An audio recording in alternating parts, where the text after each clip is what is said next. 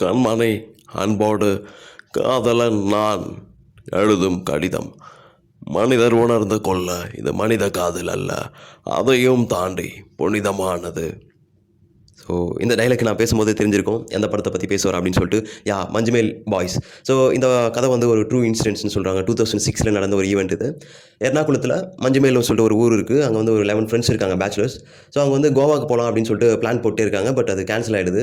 ஏதோ ஒரு காரணத்தால், மணி காரணமோ சம்திங், ஏதோ ஒன்று டைம் காரணமோ கேன்சல் ஆகிட்டே வந்துட்டுருக்கு. சரி, நம்ம தமிழ்நாட்டுக்கு போகலாம், கொடைக்கானலுக்கு போகலாம் அப்படின்னு சொல்லிட்டு சூஸ் பண்ணி வராங்க. ஸோ வரும்போது ஜாலியாக என்ஜாய் பண்ணிட்டு வராங்க.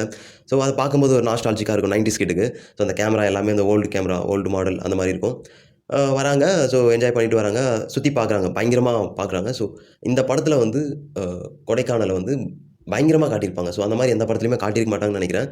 ஸோ அந்த சினிமாட்டோகிராஃபி ஆசமாக இருந்தது. அதுக்கப்புறம் இந்த குணா கேவை வந்து கூட்டிகிட்டு போய் காட்டுறாங்க.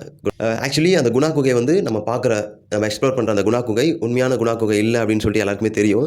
அப்படி அந்த பசங்களுக்கு தெரிஞ்சிருந்தாலும் ரைட் சைடில் வந்து ரெஸ்ட்ரிக்ஷன் ஏரியா இருக்கும். அதுதான் உண்மையான குணா குகைன்னு அந்த பசங்களுக்கு தெரிஞ்சிருக்கு. அதை எக்ஸ்ப்ளோர் பண்ணலான்னு உள்ளே போகும்போது சுபாஷ் என்ற கேரக்டர் வந்து அந்த குழிக்குள்ளே விழுந்துருவான்.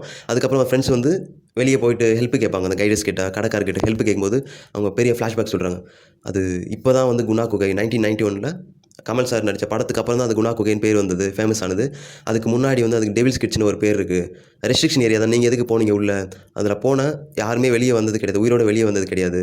ஸோ 12 பேர் இறந்துருக்காங்க அப்படின்னு சொல்லி பெரிய ஃப்ளாஷ்பேக் சொல்கிறாங்க. அதுக்கப்புறம் போலீஸ்கிட்ட கம்ப்ளைண்ட் பண்ணுறாங்க. அவங்களும் சரியாக ரெஸ்பெக்ட் பண்ணல. அந்த பசங்க வந்து ரொம்ப ரொம்ப பதட்டமாக இருந்துட்டு ஏதோ ஒன்று பண்ணுறாங்க, ஏதோ ஒன்று பண்ணிகிட்டே இருக்காங்க. ஆக்சுவலி அதெல்லாம் ரொம்ப ரியலிஸ்டிக்காக இருக்கும். மழை வந்து தண்ணிலாம் உள்ளே போகும். அந்த தண்ணி உள்ளே போகாத மாதிரி மழை கட்டுவாங்க. அந்த சீன்லாம் வந்து ஆக்டிங் பயங்கரமாக எக்ஸ்பிரஸ் பண்ணியிருப்பாங்க. அதுக்கப்புறம் போலீஸ் வராங்க, அந்த தீயணைப்பு துறையெல்லாம் வராங்க.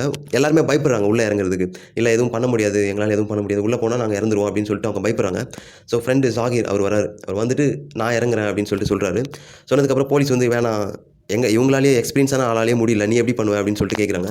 அதுக்கு ஒரு ஆக்டர் குள்ளமாக இருப்பார்ல, அவர் பேர் தெரியல, அந்த ஆக்டர் சொல்கிறாரு, அவங்க வந்து ஜஸ்ட் வேலை செய்கிறாங்க, பட் இவங்க அப்படி கிடையாது, இவங்களுடைய ஃப்ரெண்டு உள்ளே இருக்கான், கண்டிப்பாக அந்த வெறியோடு உள்ளே இறங்கி காப்பாற்றுவான் அப்படின்னு சொல்லிட்டு அந்த ஆக்டர் சொல்கிறாரு. நல்ல ஆக்டர், ஆக்சுவலி பேர் தெரியல எனக்கு. ஸோ ஜாகிர் வந்து உள்ளே இறங்குறாரு. இறங்கி ரொம்ப தூரம் போகிறாங்க. 120 மீட்டர்ஸ், 120 அடி போகுது. போனதுக்கப்புறம் அந்த கயிறு தீர்ந்து போயிடுது, ரோப்பு தீர்ந்து போயிடுது. அதுக்கப்புறம் உள்ளே போனால் ஆக்சிஜன் இருக்காது அப்படின்னு சொல்லிட்டு இன்ஸ்ட்ரக்ஷன் சொல்கிறாங்க police.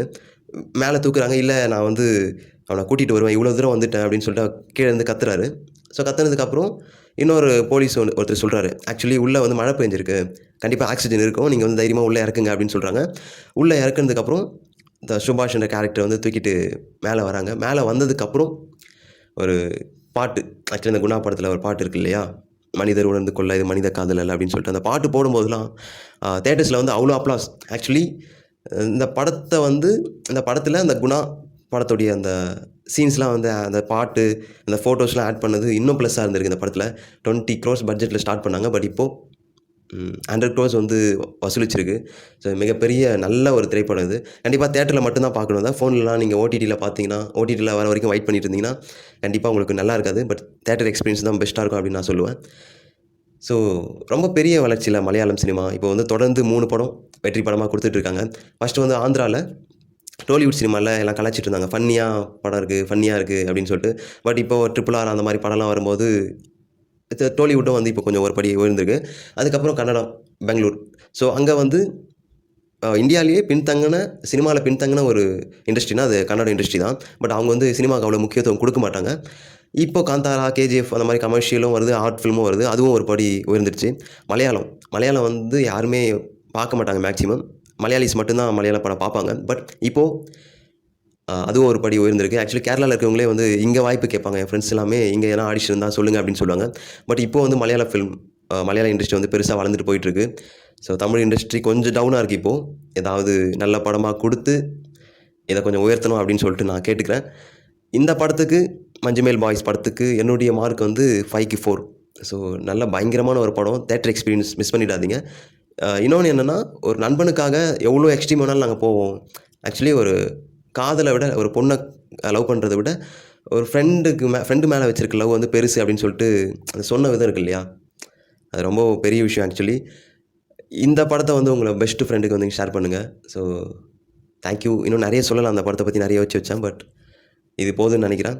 Thank you so much. Next வீடியோவில் சந்திக்கிறேன். பாய்.